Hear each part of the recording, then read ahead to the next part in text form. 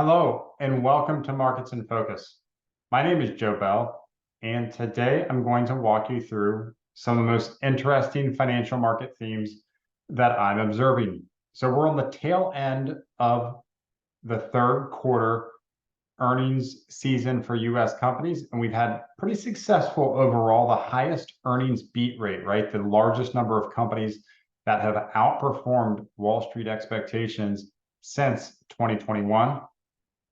Lot of discrepancy in terms of performance for US small cap companies and US large cap companies. Earnings, a big reason why. Let's talk about debt though. The debt maturing in the coming years, interest rates much higher. At some point, that debt's going to have to be refinanced. Small cap companies have a much bigger challenge on their hands. And ultimately, what's that lead to? That soft landing that everyone's talking about. Well, let's take a look historically. It rarely happens, if ever, we've had a soft landing for the Fed. So highest earnings beat since Q2 of 2021. This is the percent of S&P 500 companies that have beat earnings estimates by quarter. You can see the long-term average since 1994 is 66% on the red line right there. So we're well above that at 82%, but you can see on the chart, this is the highest beat rate since the second quarter of 2021. Other than energy, a lot of the sectors did pretty well and actually much better than analysts expected to enter the quarter. But as we look ahead, it's forward-looking, obviously, the stock market. And let's talk about that debt maturity wall. And what do I mean by that? This is the percentage of debt for the S&P 500 distribution. So the companies within the S&P 500, remember this is a large cap US equity index, distribution by maturity. So when does their debt mature? Well, you can see a lot of it picks up in 2025 and 2026. In fact, only 6% next year. But look at that tail all the way out in 2051 and beyond. We can see that a lot of the large companies were able to take advantage of the very low interest rate environment and really push that longer term debt and finance that at lower interest rates. And that's why we haven't seen them as impacted as smaller companies so far during this rising rate cycle. Talking about small companies, look at this same chart. This is the S&P 600 debt distribution by maturity. Similarity in that we see it pick up significantly in 2025 and 2026.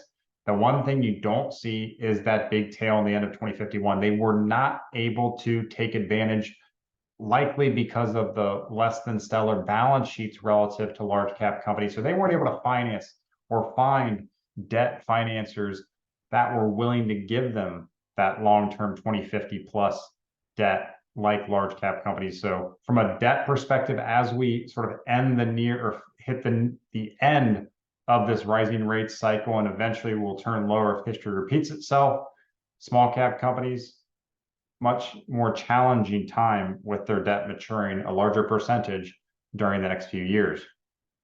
Now, speaking of the end of that rate hike cycle, soft landings, right?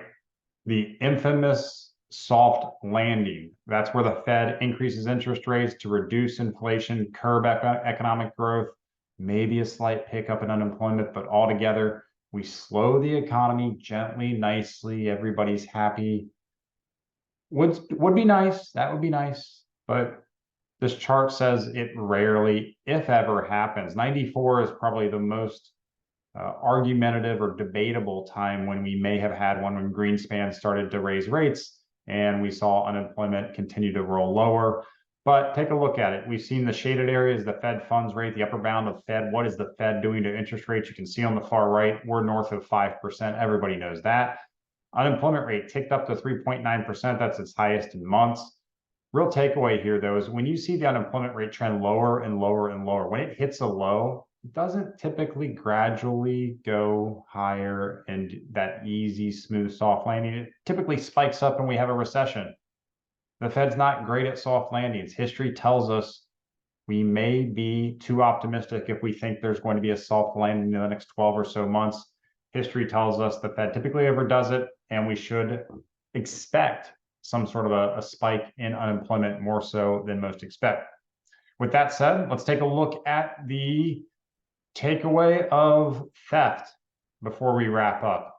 We got a picture of a lot of dimes in Philadelphia from the U.S. Mint in Philadelphia. There's a truck driver that stopped to get some sleep, and four men, this was earlier this year, stole nearly $250,000, right? It was more than 2 million dimes. It's a lot of coins from the truck.